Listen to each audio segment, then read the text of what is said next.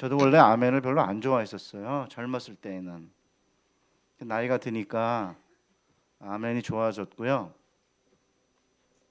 이게 일방통행이 아니라 쌍방통행이 되어야 된다고 생각을 하기 때문에 그래서 말씀을 드린 거고, 그건 자연스러워야지 억지로 해서는 안 되죠. 또 어떤 분은 이상한데 아멘 해가지고 설교를 막는 분도 계신데 타임을 잘 보셔서 아멘 해주시기 바랍니다. 2014년 9월에 공군교회 북부지역 연합수련회를 하러 다녀왔습니다. 설교를 하러 들어가기 전에 목사님들과 저런 대화를 나누다가 제가 복을 달라고 기복적으로 기도하는 것도 문제지만 기도를 아예 하지 않거나 기도의 양이 대폭 줄어드는 세속화가 훨씬 더 큰 문제라고 화두를 띄웠습니다. 그랬더니 저희 교단 목사님이 중령인데 그분이 대표 목사님이셨는데, 네, 목사님 말씀 맞아요.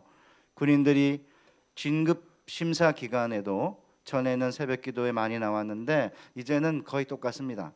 그러면서 밑에 부하들 한다섯 명 되는 군목에게 그쪽 교회는 어때? 이렇게 물어보니까 한결같이 심사 기간에도 똑같다는 거예요. 새벽 기도가. 어떠세요? 우리 교회는 시험 보기 전에, 대학 입시 보기 전 한 달쯤 더 많이 나옵니까? 그럼 좀 낫고, 그렇지 않으면 비슷한 건데, 그래서 제가 아니 왜 새벽 기도에 진급 심사 기간에 더 많이 안 나오는 거죠? 이렇게 물었습니다. 그랬더니 대표 목사님이 요새 교우들이 진급이라는 것은 기도한다고 되는 게 아니고 내 능력이나 내 연줄이나 뭐 우연, 뭐 행운 그런 거에 따르는 것이라고 생각하기 때문이죠 라고 대답을 했습니다. 사실은 오늘 한국교회 교우들 가운데도 점차 기도에 효과가 있냐라는 질문을 많이 던집니다. 한 노총각이 결혼을 하게 해달라고 열심히 기도했는데 응답이 없었습니다. 그래서 이제 친구한테 물었습니다. 왜 응답이 없지? 그랬더니 그 친구가 자기를 위한 기도는 안 들어주지만 남을 위한 기도는 들어준다라는 얘기를 듣고 이렇게 기도했습니다. 하나님 아버지, 우리 어머니가 며느리가 필요합니다. 며느리를 보내주세요. 기도를 했대거든요. 기도에 이게 효과가 있냐, 이 문제는 심각한 문제죠. 기도에 과연 효과가 있냐라는 질문을 던지면서 기도에 효과가 없다라고 생각하는 사람들이 상당수 늘고 있습니다. 이러는 가운데 기도에 관한 고상한 이론이 2000년대 초반부터 한국교회에 깊숙이 들어왔고 저도 영향을 한동안 받았습니다. 사김의 기도라는 책을 쓴 분이 한국교회가 기도를 흥했는데 기도를 망하게 됐다는 거죠. 왜 망하게 됐냐? 기복적으로 무엇인가 달라고 간청하는 기도 때문에, 일방통행식 기복적 기도 때문에 망하게 됐다는 것이죠. 따라서 하나님께 뭔가를 달라고 요청하는 기도보다는 하나님과 만나서 사귀는 사김의 기도를 해야 된다. 주변을 변화시키려고 그러지 말고 기도하는 내 자신이 변화돼야 된다라고 주장하셨고요. 10만 부가 팔렸습니다. 자그마치 10년 만에. 저도 한동안 좋아했습니다. 제 책 18년 전에 썼는데 학생들에게 교과서로 강제로 읽히는데도 불구하고 레포트 내고 퀴즈 보고 하라고 시켜도 2만 부 좀 더 팔렸습니다. 어마어마하게 영향을 많이 미친 거예요. 10만 부가 팔렸다는 건. 한국 교회가 이렇게 공동체에 대한 관심보다는 뭐 개인적으로 자식 잘 되게 해달라, 복 받게 해달라, 건강 달라, 사업 번창시켜 달라 이렇게 기도하는 기복적인 기도를 많이 한 게 사실이기 때문에 이런 사김의 기도의 주장에 일리가 있습니다. 그런데 이런 식으로 사김의 기도를 강조하면서 지난 10여 년이 지났는데 한국 교회에 어떤 문제가 생긴지 아십니까? 교인들이 더 이상 열정적으로 기도하지 않는 경향이 생긴 거죠. 저도 그랬습니다. 왜냐하면 CCC 대표인 김중곤 목사님이 오래전에 경험한 걸 제가 몇 년 전에 알았습니다. CCC 대표였던 김중곤 목사님이 대학생들이 뭐 등록금 달라, 용돈 달라, 뭐 취직시켜 달라, 뭐 배우다 달라 이렇게 기도하는 걸 보고는 그런 기복적인 기도하지 말아라 이랬더니 아예 기도하지 않게 됐다는 거죠, 학생들이. 그래서 뭐 그 정도는 괜찮으니까 기도하라 그랬더니 그 다음부터 기도하기 시작했다는 것입니다. 저도 마찬가지입니다. 저는 한동안 기복적으로 기도하는 것에 대해서 알레르기가 있었어요. 저는 원래 기복적으로 기도하던 세대인데, 저도 우리 온 목사님 저보다 10살 미친데 머리가 훨씬 하얘져가지고 저보다 훨씬 더 형님같이 보이는데 목회하다 보니까 고생을 많이 하는 것 같아요. 학교는 별로 이렇게 고생을 많이 안 하니까 저는 아직도 머리가 희긴 하지만 저 정도 흰 건 아닌데요.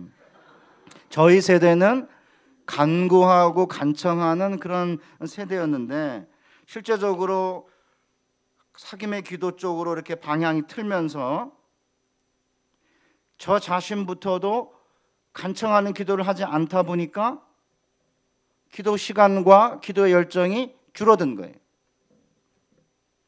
왜 그러면 사귐이 목표고 따라서 내가 변화되는 게 중요하지 주변이 변화시키는 것보다 하나님과의 만남과 교제를 중심으로 내가 변해야 된다라고 가르치게 되면서부터 왜 기도의 열정과 기도의 시간이 대폭 줄어드느냐?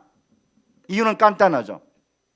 간구의 기도를 하지 않으면 하나님께서 살아계셔서 우리의 기도를 들으신다라고 하는 그런 경험이 줄다 보니까 나중에 하나님이 살아계신지 안 살아계신지도 확실하지 않고 뭐 기도를 해도 응답을 하시는지 기도 효과가 있는지에 대한 의문이 생기면서 기도하지 않게 되고 기도하지 않았기 때문에 내가 현재 소유하고 있는 것은 하나님이 주신 게 아닌 거죠.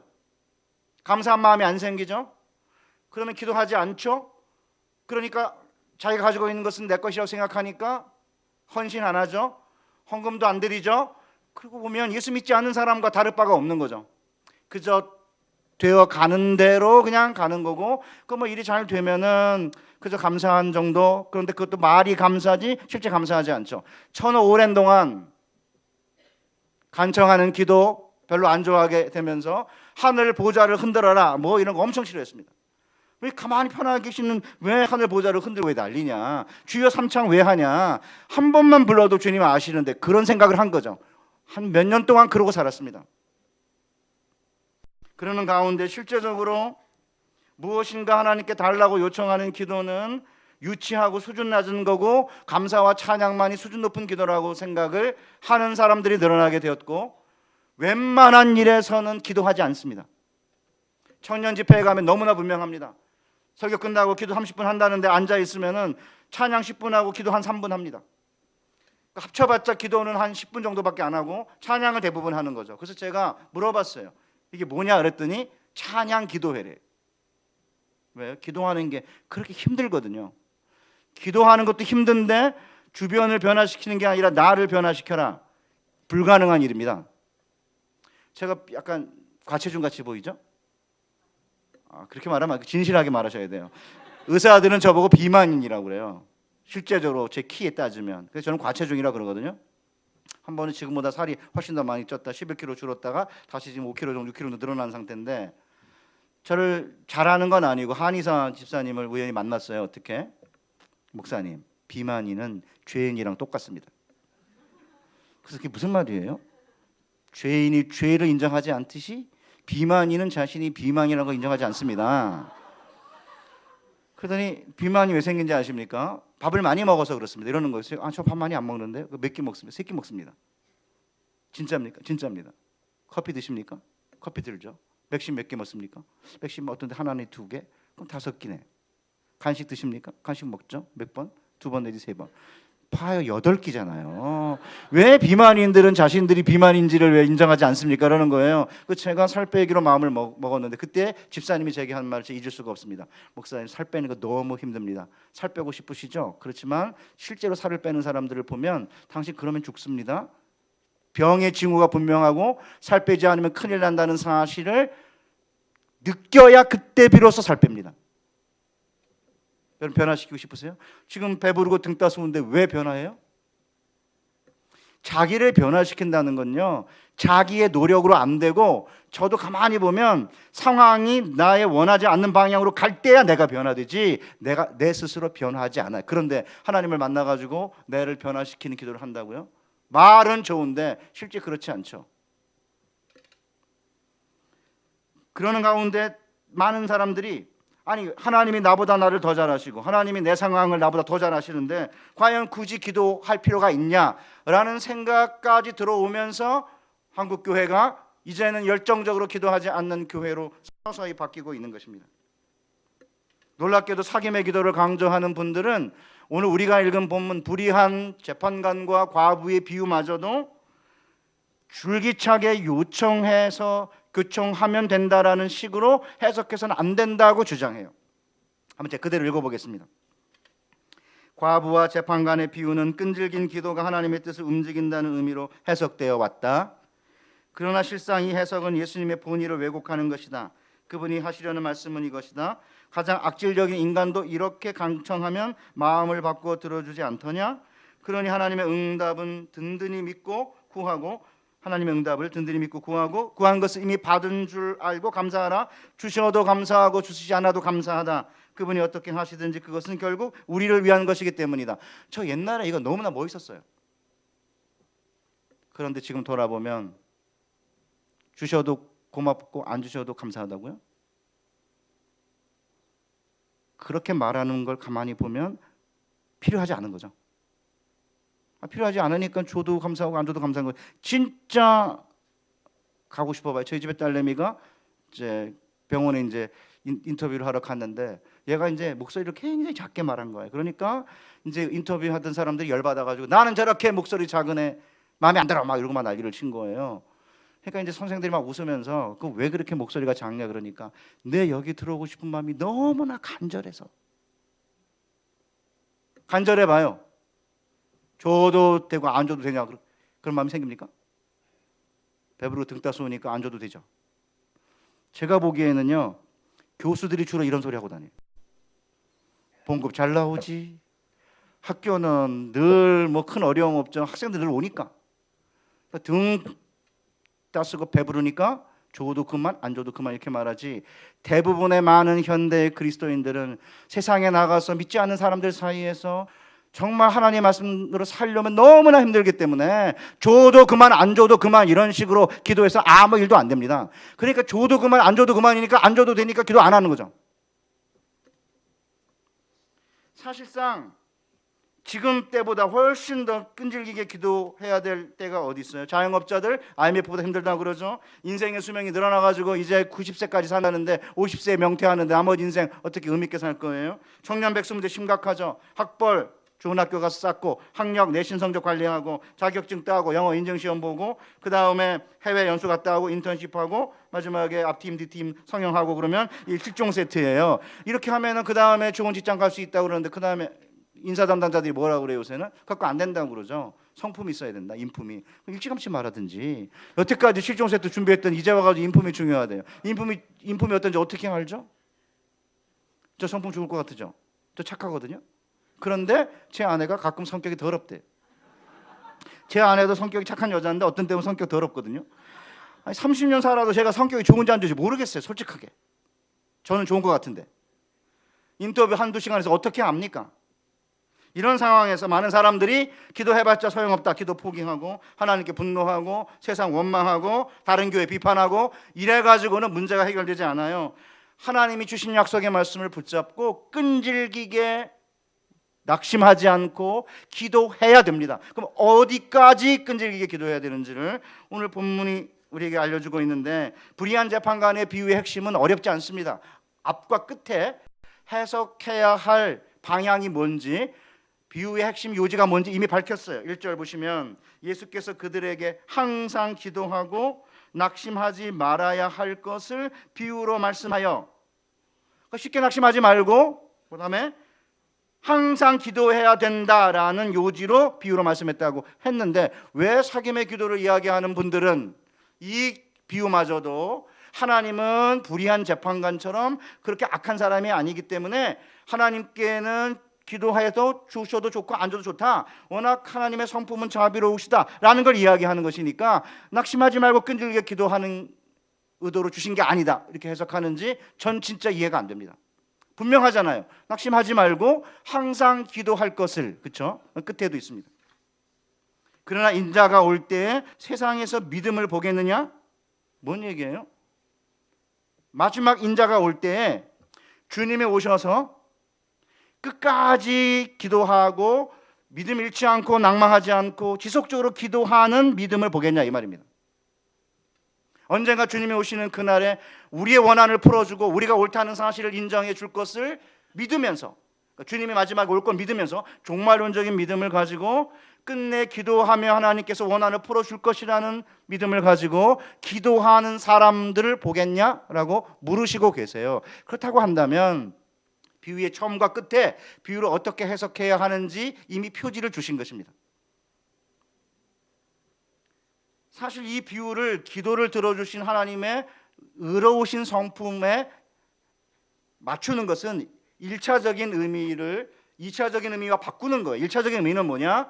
끈질기게 기도하라. 두 번째가 뭐예요? 불의한 재판관도 과부의 원한을 풀어주었는데 자상한 하나님께서 밤낮 부르짖는 택하신 자들의 원한을 풀어주지 않겠냐? 그러니까 하나님의 의로우신 성품은 2차적인 의도가 있는 거예요. 되셨죠? 자, 그러면 어떻게까지 그러면 기도해야 되느냐? 주님이 비유를 들었는데 어떤 도시에 하나님을 두려워하지 않고 사람을 존중하지 않는 한 재판장이 있는데 한 재판장을 언급하고 계신데 누군지 몰라요. 본문에 없어요.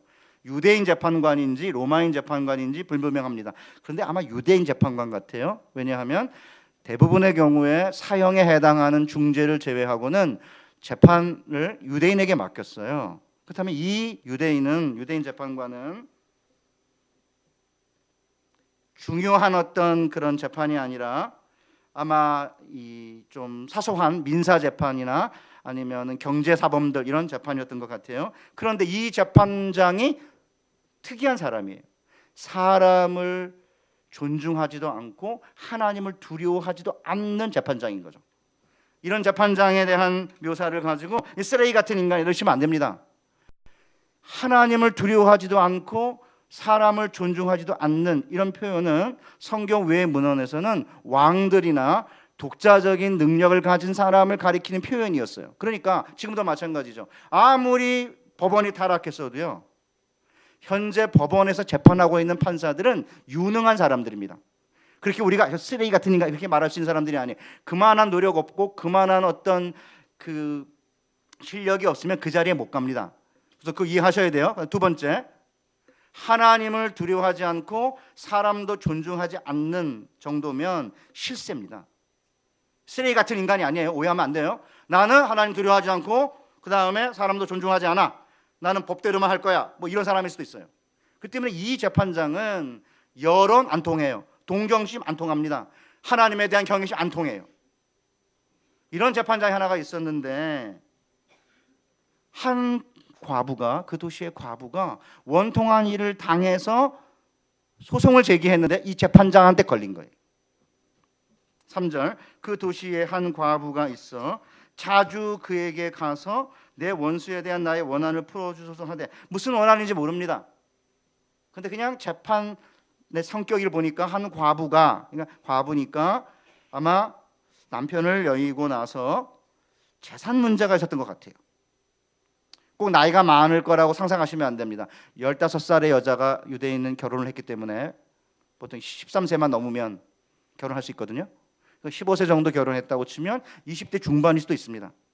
근데 어떤 경제적인 문제 때문에 아마 재판이 걸린 것 같은데, 예수님 당시에 돈 문제와 관련된 재판은 단독심이에요. 좌심, 우심, 부심이 둘이 있고 주심이 있는 3명이 재판하는 게 아니라 혼자 합니다, 보통. 그렇다면 이 한 사람이 모든 걸 결정하는 가장 중요한 원인인데, 이 재판장이 하나님도 두려워하지 않고 사람도 존중하지 않는 재판관이죠. 어떻게 하면 되겠습니까? 이 과부는 뇌물을 먹일 돈도 없고요. 뇌물이 있어봤자 이 사람은 사람도 존중하지 않고 하나님도 두려워하지 않으니까 뇌물이 안 통하는 사람입니다. 이 사람은 동원할 인맥도 없었겠지만 인맥을 동원해도 난 사람 무서워하지 않아 뭐 이렇게 생각하는 사람이기 때문에 과부에게는 방법이 없는 거죠. 그런 상황에서 과부가 할 수 있는 유일한 일은 재판장을 찾아가는 것입니다. 찾아가서 뭐라고 그랬습니까? 내 원수에 대한 나의 원한을 풀어 주십시오. 이게 원수는 재판장에서 피고나 원고를 동시에 가리킵니다. 그러니까 어떤 일이 있어가지고 재판이 있었는데 재판장에게 내 원수에 대한 원한을 풀어달라고 할 때 원한을 풀어달라는 단어가 헬라어로 에크디케오인데 디케오의 디케가 뭐냐? 여러분 잘 아는 헬라의 정의의 여신이 디케예요.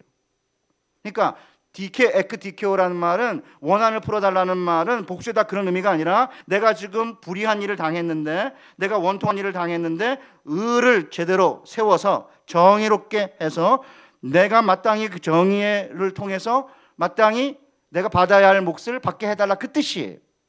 그렇기 때문에 예수님께서는 불의한 재판관과 과부의 이야기를 할 때 기도를 단순하게 응답을 받는 수단으로 생각하고 있는 게 아니에요. 누가 의로우냐? 이 질문하고 있는 거죠. 우리의 기도의 모습을 보면 누가 의로운지 아닌지를 알 수 있는 거죠. 그러니까 끝까지 재판장 앞에서 자신이 의롭다라는 사실을 밝혀달라고 끊임없이 간청하고 있는 거죠. 그랬는데 끝내는 그의 원한을 풀어주어서 끝내는 그가 의롭다는 사실이 드러난 거 아니에요?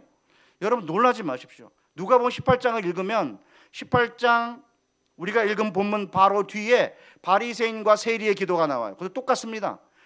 자기를 의롭다고 생각하고 사람을 멸시하는 바리새인이 있었는데 뭐가 문제예요? 의로움의 문제예요. 누가 의로우냐? 자기를 의롭다 생각하고 사람을 멸시하는 바리새인이 기도하러 가서 손을 들고 하늘을 향해 나는 불의 토색 간음하는 사람들과 같지 아니하고 이 세리와도 같지 아니함을 하나님께 감사합니다. 뭐가 잘못됐어요? 잘못된 하나도 없습니다.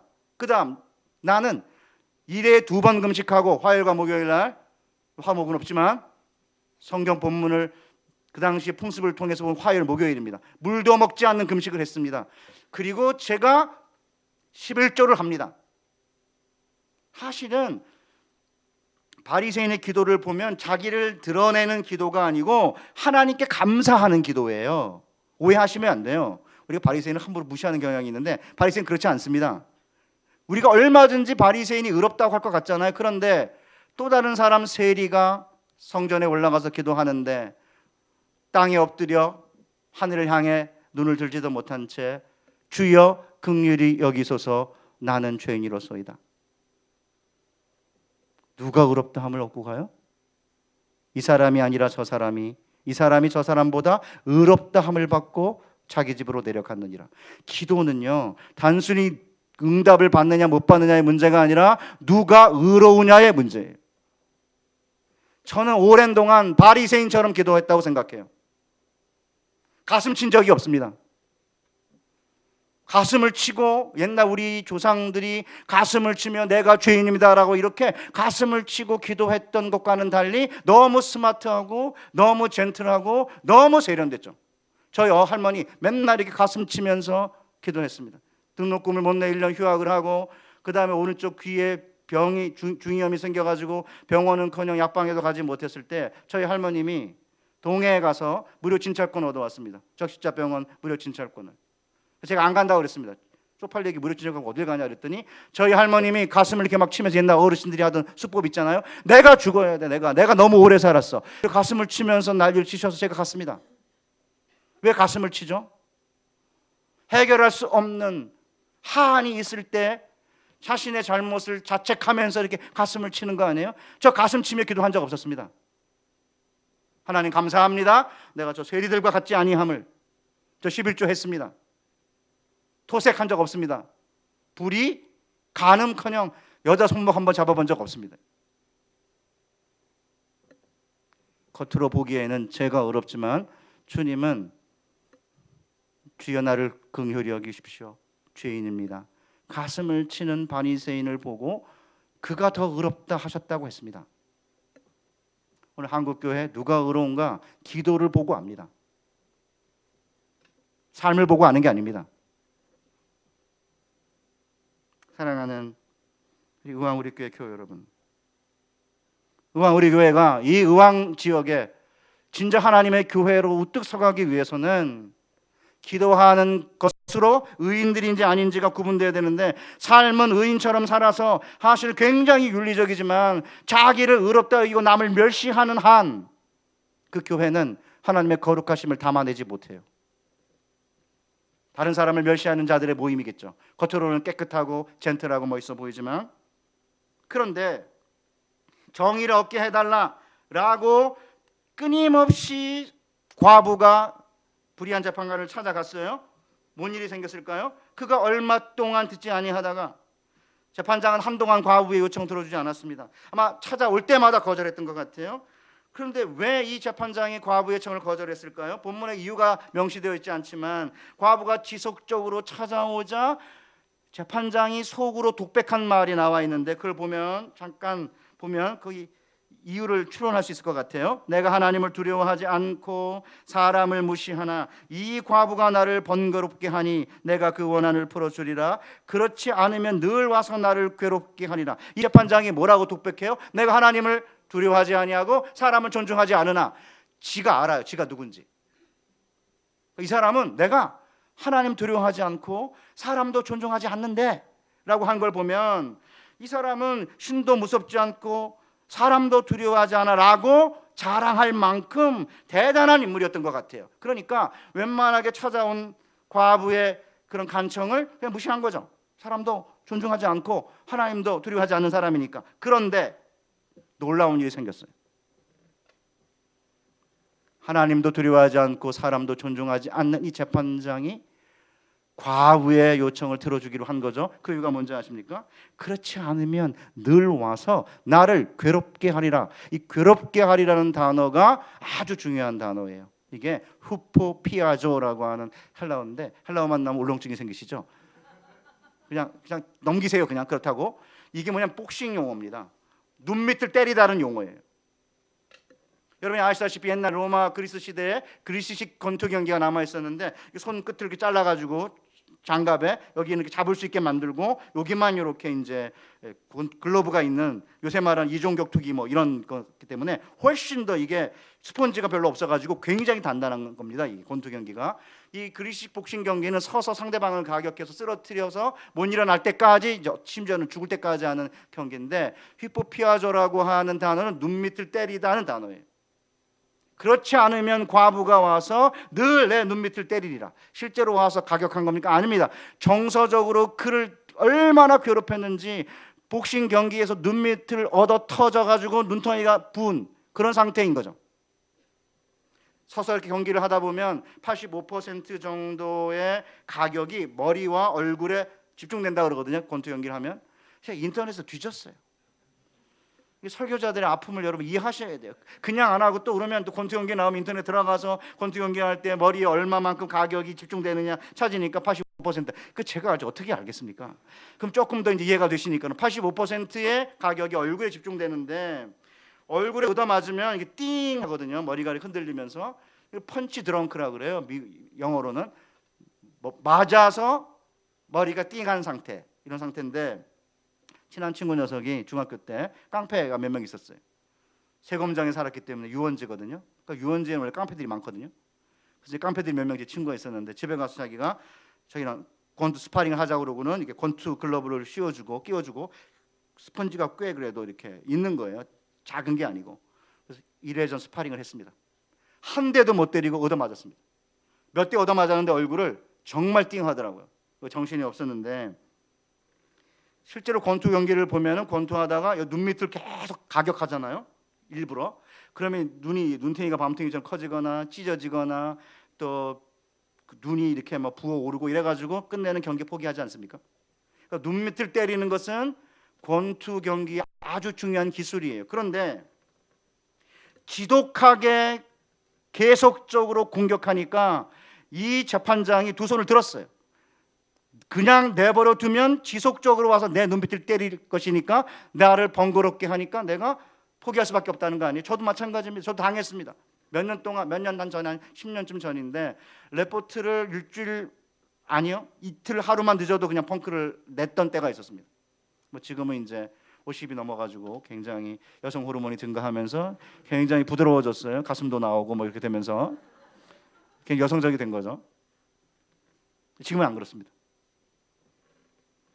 레포트를 딱 하루인가 아마 늦게 냈던 것 같아요. 그래서 제가 펑크 냈습니다.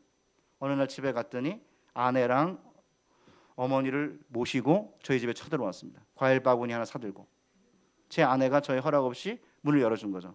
그래서 제가 날카롭게 쫓아냈습니다. 도로 가져가라 그러고 끝난 줄 알았어요. 그 다음 며칠 후인지 기억하지 않은데요. 집에 갔더니 제 아파트 문 앞에 무릎 꿇고 있는 거예요. 혼자. 제 아내가 절대 들여버리면 안 된다는 저의 지시를 받아서 문을 안 열어준 거죠. 제가 들어갔는데 나가라고 그러고 방에 있는데 안 나가는 거예요. 계속 그 문 앞에 있는 거예요. 그 방법이 없잖아요.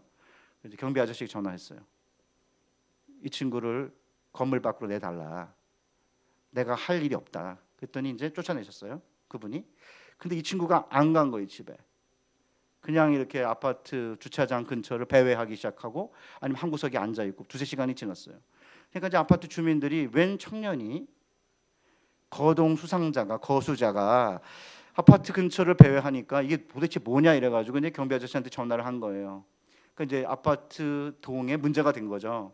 그러니까 이제 아파트 경비 아저씨가 저한테 전화해 선생님과 관련된 학생인 것 같은데 저는 아파트 바깥으로는 건물 밖으로 내보낼 수 있지만 주차장에서 내보낼 권한은 없습니다. 어떻게 해결하시죠?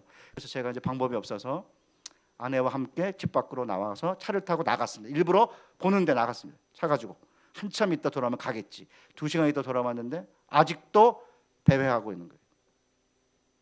제가 손 들었습니다. 불러서 미안하다 그러고 빨리 레포트 내라 해결해 주겠다 이러고 보냈습니다. 그리고 그 다음부터는 웬만해서 그런 일 안 합니다. 저 일주일 정도 늦으면 펑크 내지만 하루 이틀 정도 봐줍니다. 제가 불의한 재판관도 아니지만 계속적으로 와서 이렇게 괴롭히는데 진짜 눈밑을 계속 가격하는 느낌이었습니다. 주님은 단순히 기도를 환경의 변화보다는 자신의 변화를 추구하는 고상한 하나님과의 대화로 설명하지 않고 있습니다. 집요하게 찾아가서 눈밑을 때리는 복서로 묘사하고 있는 거죠. 그 제 기도 이 설교 제목이 뭐예요? 간구의 기도로 승부를 걸라. 다 이유가 있어요. 여기 복싱 경기가 나오니까 승부를 걸라 그런 거지. 본문에도 안 나오는데 승부를 걸라 그러면 안 되잖아요. 그 학교에 선생질을 하는데 제목을 이거 고민해서 쓴 겁니다. 이게 이런 제목은 제가 평소에 쓰지 않던 제목이에요. 옛날에는 왜 하늘 보좌를 흔드냐? 하나님이 우리의 사표를 다 아시니까 우리의 삶이 하나님을 향한 방향으로만 결정되면 다 채워주신다. 이렇게 설교했죠. 간구의 기도로 승부를 걸라? 이런 거리 신학의 용어는 사용한 적이 없어요. 이건 거리 신학이거든요. 승부를 걸어라 뭐 이런 거는. 그런데 본문을 보니까 성경의 대부분의 기도는 핍절한 삶의 궁핍함 가운데서 나오는 부르짖음이었어요. 수로보니게 여인이 딸이 귀신 들자 찾아와서 뭐라고 요구합니까? 내 딸에게서 귀신을 쫓아내달라고 요구했을 때 주님 뭐라고 말씀하세요? 자녀에게 줄 떡을 개에게 줌이 마땅하지 않다. 너는 개다. 이런 거죠. 그러면 사귐의 기도를 받아들이면 어떻게 됩니까? 내 자신의 변화를 추구하는 거니까 환경의 변화가 아니니까 네 알겠습니다. 그리고 갔어야 돼요. 뭐라고 그러죠? 주여 맞소이다마는 개들도 주인의 상에서 떨어지는 부스러기를 먹습니다. 기도가 그렇게 고상합니까? 다윗의 자손이여 우리를 불쌍히 여기소서. 소경들은 그렇게 부르짖었습니다. 배 부르고 등 따스우니까 기도하지 않아도 그냥 일이 잘 굴러가니까 간구하고 간청하는 이 핍절한 한국 동포들의 피나는 울부짖음을 이해하지 못한 채 고상하고 멋진 세련된 언어로 혹시 기도를 얘기하는 게 아닌가라는 생각을 제가 한 거예요. 남의 얘기하는 게 아닙니다. 제 이야기입니다. 사랑하는 우왕우리교회 교회 여러분, 주님은 낙심하지 말고 항상 기도하라고 가르치셨을 뿐만 아니라 실제로 끈질기게 간청하는 기도의 본을 보이셨어요. 아들인데도 불구하고 한적한 곳에 새벽 미명에 나가서 기도하셨을 뿐만 아니라 너무 쉽게 하나님의 뜻이라고 말하면서 자신의 뜻을 굽히는 겁쟁이의 모습을 보이지 않았습니다. 겟세마네 동산에서 주님은 내 아버지여 만일 할만하시거든 이 잔을 내게서 지나가게 하옵소서. 그러나 나의 원대로 하지 마옵시고 아버지의 뜻대로 하옵소서. 아니 왜 기도해요? 이미 다 알고 계시는데 십자가 지기 위해 오신 거 아니에요? 그런데 왜 기도하죠? 한 번 기도했으면 되는 거 아닙니까? 왜 3번씩 기도합니까? 기도할 때 땀이 핏방울처럼 보일 만큼 누가가 보기에 땀이 핏방울처럼 의사인데 어떻게 땀이 핏방울이 됩니까? 땀이 핏방울처럼 보일 만큼 그렇게 끈질기게 3번이나 기도하셨어요. 하나님의 뜻대로 알아서 하십시오. 나약하게 당신이 옳습니다를 연발하는 아첨꾼이 되면은 영혼 깊숙한 곳에서 울려나오는 우리의 비탄과 하소연의 기도를 어디 가서 할 겁니까? 그뿐이 아닙니다. 심지어는 주님은 아버지에게 버림받는 순간에도 기도하기를 멈추지 않았습니다. 엘리 엘리 라마 사박다니, 하나님 나의 하나님 어찌하여 나를 버리십니까? 하늘과 땅 사이에 메어 달려 가시 면류관을 쓰고 양손과 양발에 못이 박히고 창에 옆구리가 찔려 물가피를 흘려 모든 사람들이 볼 때 하나님에게 버림받았다고 말할 수밖에 없는 상황 아닌가요? 그 순간에도 주님은 기도하기를 멈추지 않았습니다. 그래서 저는 주님을 볼 때마다 제가 사실 기도에 대한 문제를 가지고 고민하면서 주님을 보니까 주님 기도할 필요가 없는 아들이세요. 아예 버림받았어요. 버림받았기 때문에 기도할 필요가 없죠. 왜 기도하십니까? 나 영혼을 주님께 부탁합니다고 아버지께 영혼을 부탁하면서 끝내는 나의 하나님 어찌하여 나를 버리십니까? 라고 기도하면서 끝내 자신의 영혼을 하나님께 부탁하자 성부께서는 그를 무덤 가운데서 3일 만에 부활하심으로 그를 십자가에 못 박혀 죽인 자들이 얼마나 악한 자들이고 그리고 끝내 그리스도가 의인임을 드러내셨죠. 그 때문에 사실은 오늘 우리의 삶 자체가 끊임없이 부르짖는 기도가 되어야 되는 이유가 뭐죠? 우리가 옳다는 것을 입증해야 되는 거 아닌가요? 그 주님은 아버지께 버림을 받았음에도 기도하기를 멈추지 않았다면 우리가 처한 상황이 어떠한 상황이든 척박한 갈보리 언덕, 험한 십자가 위에 같은 하나님이 함께 하시다고 생각할 수 없는 그런 상황에서도 끝내는 기도하기를 멈춰서는 안 된다는 사실을 주님이 명백하게 보여주신 거예요. 기도가 하나님과의 대화라는 것만큼은 너무나 분명합니다. 물론 하나님의 푸른 은혜에 감사하여 찬양하는 것 중요하죠. 그러나 인간은 동시에 유한하기 때문에 하나님께 간구해야죠. 어거스틴이 말한 것처럼 하나님은 나보다 나를 더 잘 아시고 나의 상황을 나보다 더 잘 아시지만 동시에 하나님은 우리가 아버지로 당신을 인정하고 우리의 도우심과 하나님의 도우심과 인도를 간구하는 것을 원하세요. 저희 집에 막내가 한동대 다니거든요. 저는 한동대 다니는 막내에게 생활비와 용돈과 책값이 필요하다는 거 압니다. 그렇지만 한꺼번에 안 보냅니다. 절대로. 한 학기 거 안 줍니다. 한 달 것도 안 줍니다. 월요일날 딱 12만 원 줍니다. 전화해야 줍니다. 그냥 안 줍니다. 그게 난리가 나죠. 돈 떨어지면 아내한테 막 문자 보내고 700원밖에 없어서 음식점도 못 가 어쩌고 그러면 아내가 왜 당신은 아들을 그 모양으로 만드냐고 난리쳐요. 저는 절대 안 줍니다. 그랬더니 이제 저한테 드디어 문자가 왔어요. 아빠 돈이 없어 음식점도 못 가. 그래서 제가 문자 보냈습니다. 그놈 돈을 받으려면 그놈 목소리를 들려줘. 그놈 목소리란 영화를 제가 패러디한 거예요. 늑달같이 5분 만에 전화 왔어요. 그럼 제가 전화통 받고 뭐라 그럽니까? 일주일 동안 뭐 했냐 물어봅니다. 큐티는 했냐? 예배에 갔니? 설교는 목사님 뭐 하셨니? 제목은 뭐냐? 연애 계속하냐? 진도는 어디까지 갔니? 손 이상 잡으면 안 된다. 계속 잔소리 하죠 제가. 그리고 나서 목소리 듣고 나서 그 다음에 12만 원 보내요. 돈줄을 틀어줘야 그래야 목소리를 들려주니까 제가 딱 틀어주고 일주일에 한 번. 우리도 마찬가지, 우리 하나님도 마찬가지죠. 돈줄을 틀어주거나 뭐 생명줄을 틀어주거나 건강줄을 틀어주고는 그리고 우리를 힘들게 해야 그 다음에 나와서 무릎 꿇고 기도하지. 등 따스고 배부르면 기도 안 해요. 말로 하나님께 감사한다 그러지만 감사한 마음이 없는 거죠.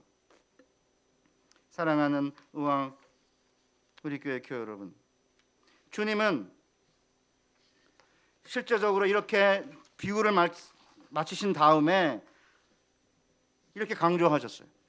주께서 또 이르시되 불의한 재판장이 말한 것을 들으라. 하물며 하나님께서 그 밤낮 부르짖는 택하신 자들의 원한을 풀어주지 아니하시겠느냐? 그들에게 오래 참으시겠느냐? 내가 너희에게 이르노니 속히 그 원한을 풀어주시리라. 그러나 인자가 올 때 세상에서 믿음을 보겠느냐 하시니라. 불의한 재판장, 하나님을 두려워하지도 않고 사람을 존중하지도 않는 불의한 재판장이 이 과부의 끊임없는 간청에 못 이겨 들어주셨다면, 아니 하늘의 아버지께서 그 택하신 자들의 부르짖음을 밤낮 부르짖는 것을 듣지 아니하시겠느냐? 무슨 뜻이죠? 택하신 자들은 밤낮 부르짖는 자들이에요. 하나님, 이게 말이 됩니까? 우리를 박해하는 자들을 그냥 왜 내버려 두십니까? 하나님 말씀대로 살려고 하는데 왜 이렇게 집안에 어려움이 많고 왜 앞길이 열리지 않습니까? 개인의 문제든 직장의 문제든 자녀들의 문제든 자녀들의 직장의 문제든 자녀들이 결혼하면 제대로 사는지 안 사는지 얼마나 심각한 문제고, 딸내미 결혼 시켜봐서 압니다. 2년 됐는데 잘 살아야 된다는 생각해요. 또 아기를 낳아야 될 텐데 또 아기는 왜 안 낳는지, 여러 가지 우리 삶의 핍절한 문제를 놓고 주님 앞에 나가서 밤낮으로 부르짖을 때 하나님 왜 들어주시지 않겠느냐는 것이죠. 한국교회는 일제시대와 6.25와 보리고개를 겪으면서 하나님께 삶의 원통함을 눈물로 부르짖으며 기도했던 교회입니다. 제가 이제 부산의 수영로교회 협동 목사인데요, 한 1년 전부터 수영로교회 갔더니 원래 기도를 많이 하는 교회인데 최근에 밤샘 기도를 하는데 저녁 10시부터 새벽 4시까지 한다고 그러더라고요. 특별히 수영로교회가 기도를 강조하는 교회인데 그 이규환 목사님이 저한테 기도 일부 예배가 끝나면 아이들이 교복을 입은 채로 강단 앞으로 나와서 기도를 한답니다. 눈물이 날 정도라 그러거든요. 요새 우리 아이들 어디가 있습니까? 저도 저희 목사님들이 학교 갔다 오다가 교회 들려 기도해라, 그런 얘기를 들으면서 자랐습니다. 꼭 집에 가서 기도하면 되는 거지 꼭 교회 가서 기도해야 되냐, 그런 생각했는데 이제는 정말 중고등부 아이들이 교복을 입고 교회에 나와서 기도하는 모습 보면 저도 눈물이 나려고 그럽니다. 학원에 가 있죠. 수련회도 안 가죠. 그럼 도대체 어디서 하나님의 살아계심을 경험하고 하나님은 지금도 우리의 신실한 기도를 들어주시는 분이라는 사실을 아이들이 어디서 경험할까요? 진짜 이때야말로 우리 아이들의 손을 잡고 새벽기도 나와야 됩니다. 저 새벽기도 엄마 따라 나왔는데 목사님 이름도 기억이 안 나고 설교도 기억이 안 납니다. 그냥 따라갔던 것밖에는 기억이 안 납니다. 그런데 그게 중요한 거 아니에요?